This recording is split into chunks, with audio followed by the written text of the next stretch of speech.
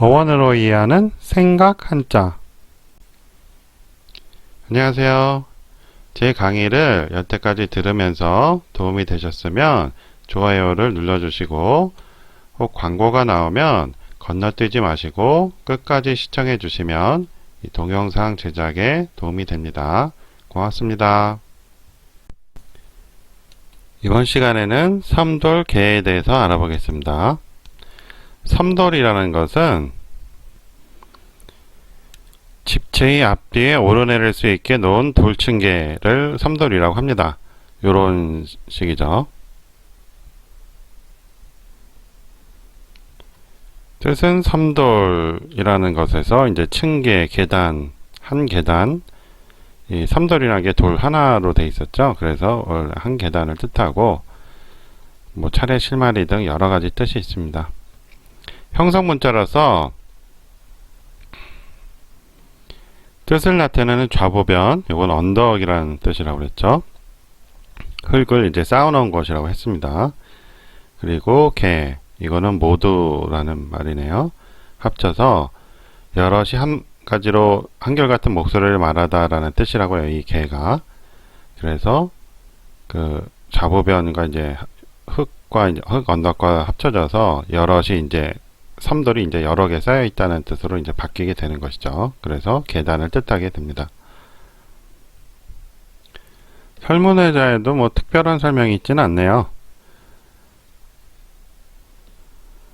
요거는 폐라는 건데, 우리가 폐하라고 하잖아요.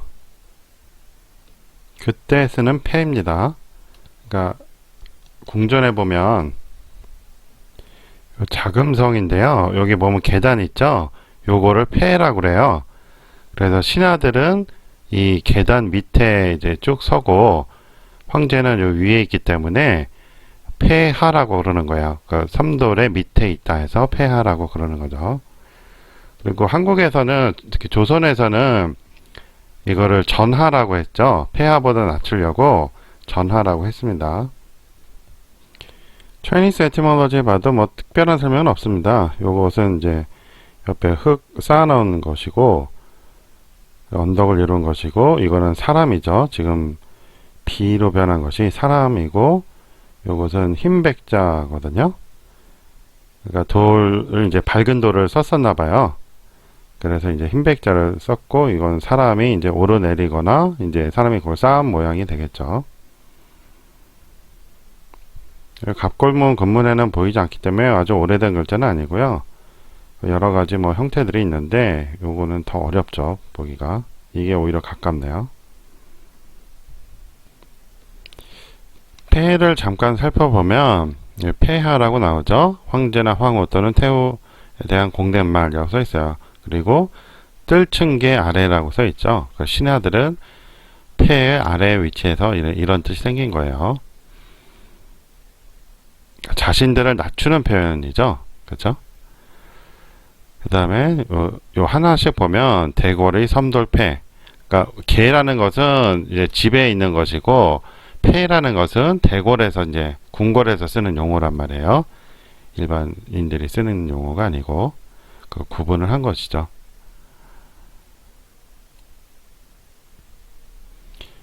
이 글자 차이를 보면 이게 흑토냐 흰백이냐 이 차이인데 흰백을 쓴 것은 좀 밝은 돌을 써서 그랬던 것 같고요. 이 흑토를 쓴 것은 계단을 돌로 했을 리는 없겠고 그 오방에서 그 중앙이 이제 황제의 방이라고 하는데 중앙이 흑토거든요. 그래서 토를 쓴 것이 아닌가 하는 생각이 듭니다. 이 왼쪽에 이 부수가 들어간 것을 살펴보면 지난 시간에 배운 것을 복습을 해보죠. 이게 내릴 강이 있었죠. 그리고 항복할 항도 있었습니다. 그래서 이게 흙 언덕을 쌓아놓은 것이었고 아까 계단하고 이제 비교해서 하면 그것은 이제 이건 발자국이었잖아요. 그 두 개의 발자국인데 모양이 바뀌었다고 그랬죠. 서로가. 그래서 그 내려오는 모습이라고 했어요. 그래서 내릴 강이라고 됐고 항복하다는 뜻도 된다고 그랬죠. 그래서 하강이라고 할 때는 강의로 쓰고 항복할 때는 이제 항으로 읽고 그렇습니다. 그래서 3일신고에서는 강으로 읽으면 강신의 개념이 돼서 신과 사람이 주종관계가 된다고 그랬죠. 무당들처럼 주종관계가 되기 때문에 강으로 읽으면 안 되고 항으로 읽어야 된다고 그랬죠. 항으로 읽을 때는 함께하다는 뜻이 있다고 그랬어요. 이번에는 개를 이루고 있는 그 비에 대해서 알아보겠습니다. 견줄 비라고 하고요. 부수는 같네요. 뜻은 견주다, 본뜨다, 나란히 하다 등 여러 가지가 있습니다. 상당히 많은 해석이 있네요. 그리고 상형문자로 두 사람이 나란히 서 있어 비교하는 모양이라고 합니다. 설문해저에 봐도 뭐 두 사람이 있는 것이라고 이제 하는 것이죠. 자원자형을 보면 갑골문에서는 완전히 옆으로 서 있는 사람 둘이 있습니다. 그래서 이제 비교하다는 뜻이 생겼겠죠.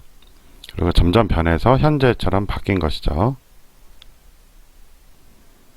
그리고 밑에 부분인 흰 백입니다. 돌을 밝은 색으로 써서 그런 것 같아요. 화가감 같은 거 이제 밝은 돌이 있거든요.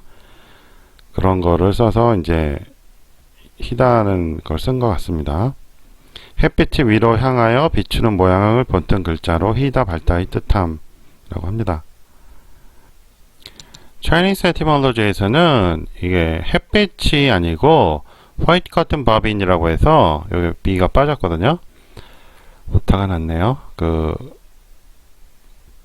원래 그 실이 흰색이잖아요. 그거를 이제 바빈이라는 건 그 실을 감아놓은 펜인데 그것을 말한다고 그래요. 그러고 보니까 지금 이런 형태는 그런 것 같죠. 실을 둘둘 말아놓은 형태의 이제 일 것 같습니다.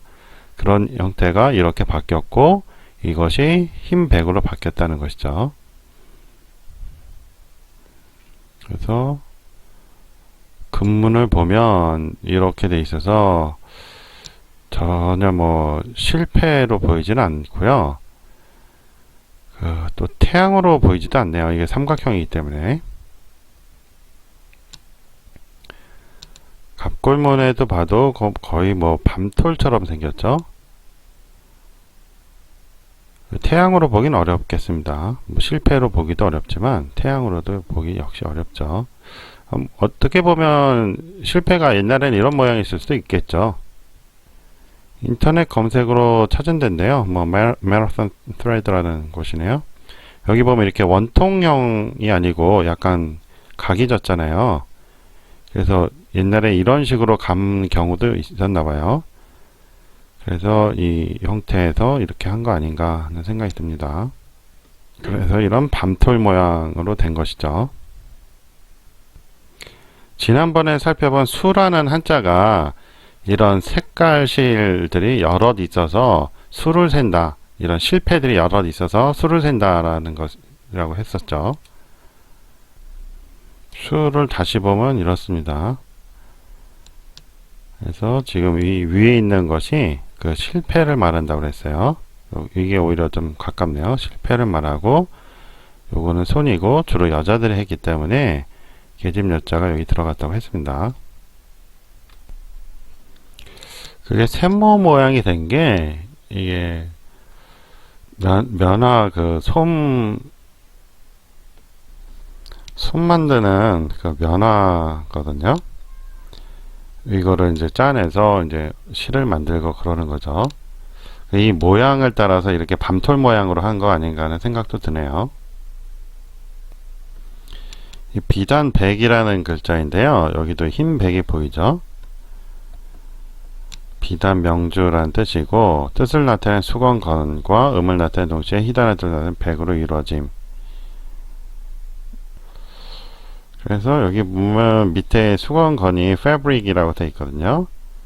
천이라고 되어 있고 위에 거는 이제 그 bobbin이라고 되어 있죠. 약간 실패인데 이것이 실패일 수도 있지만 삼각형 밤톨 모양인 거로 봐서 아까 봤던 면화 꽃 모양 열매 달린 모양인 것 같고요. 거기서 이렇게 실을 뽑아낸다는 의미가 된 것 같아요.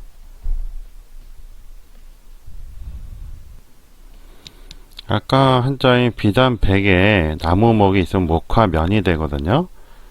어떤 한자가 먼저인지는 모르겠는데 기록상에는 비단을 만들었다는 이야기가 먼저 나오기 때문에 비단일 수도 있죠. 비단도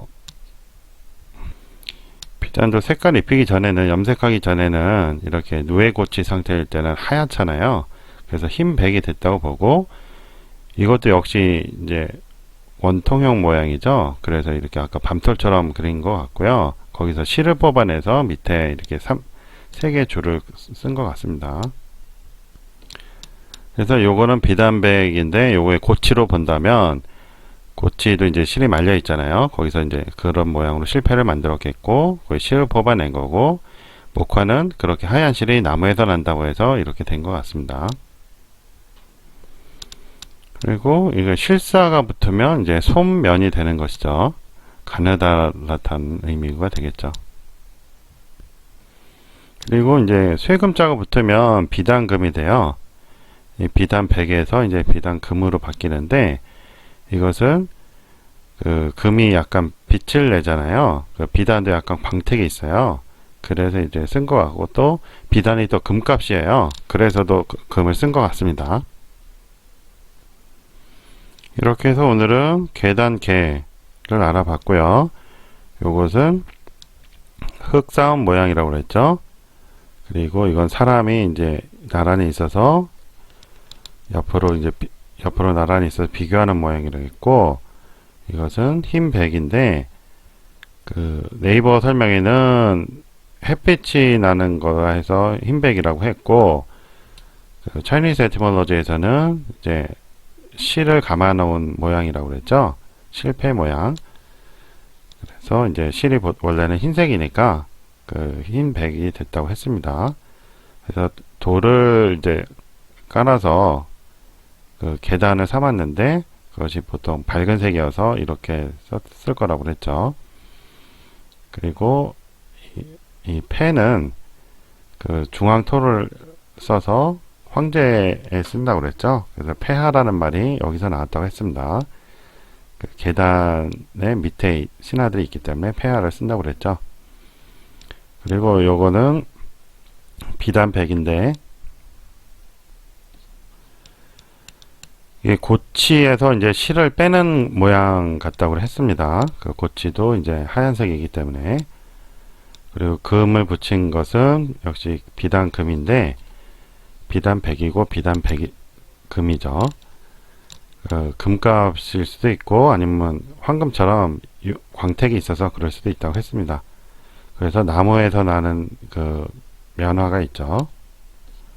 비단같이 하얀 실이 나무에서 나기 때문에 목화면이라고 했습니다. 그리고 이거는 솜면이라고 그랬죠. 솜에 이제 자세히 보면 실이 이제 가느다란 실들이 있죠. 그래서 실사를 썼습니다. 오늘 수업 여기까지 하고요. 도움이 되셨으면 좋아요 눌러주시고, 혹시 광고 나오면 끝까지 봐주시면 동영상 제작에 도움이 됩니다. 고맙습니다. 안녕히 계세요.